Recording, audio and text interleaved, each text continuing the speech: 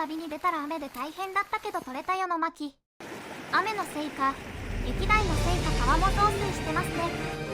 ご覧の通りリンドウも雨でびしょびしょ。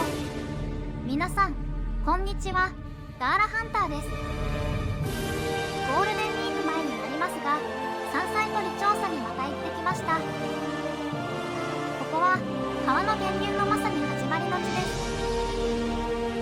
ガイドのケイさんと一緒に源流の谷沿いを探して歩きますよ。と足元を見ると早速あるじゃねえか。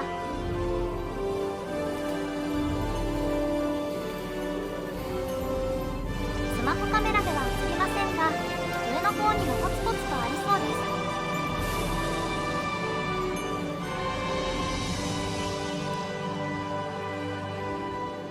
あっち側の谷沿いも調査するぜ。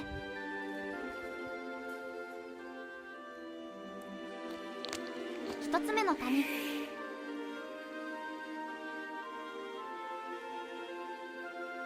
まったく影も形もねえじゃねえか。んで二つ目の谷。ここはぼちぼちありましたね。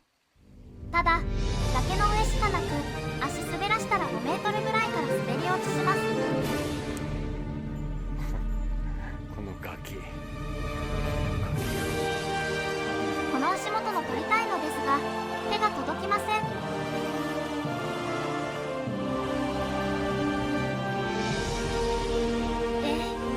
クマと思ってよく見たら私だったとのこと。3つ目の谷は一吹きゾーン。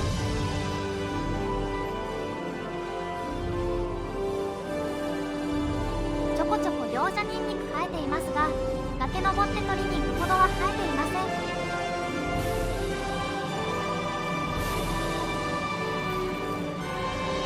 最初の一角しか生えていなかったので、帰宅しつつ刈り取りして撤収です。ケイさんはアドもゲットして5万円のご様子。私もウド数本いただきました。今年は暖かく雪解けも早かったのですが、石狩方面は雪が多いせいかいつも通りでしたね。また来年も取れる場所を開拓してポイントを増やしたいですね。帰りは甘いものを食べて撤収です。これは何ですか？今回の成果、ギョウジャニンニク1袋、ほっといたナイフのサビ、大花うど、ヤチブキ、ニリンソ、イラクサ、エゾエンゴサク、うど、天ぷらやおひたしで美味しくいただきました。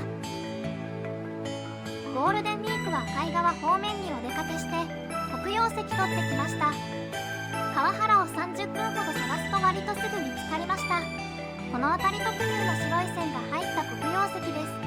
5月はいい季節なので釣りなど引き続き頑張りたいと思います。今回の音声はボイスボックス、春日部紬